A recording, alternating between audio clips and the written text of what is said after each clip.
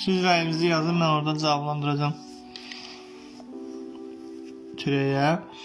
C variantında hər kəs, müəllimlər, hər kəsdən sonra qoşu nöqtə qoyulmalıdır. Çünki ümumiləşdirici söz əvvəldə işlənib. Biz belə bir qayda öyrənmişdik ki, ümumiləşdirici söz əvvəldə gələndə özündən sonra qoşu nöqtə, sonra gələndə tire qoyulur.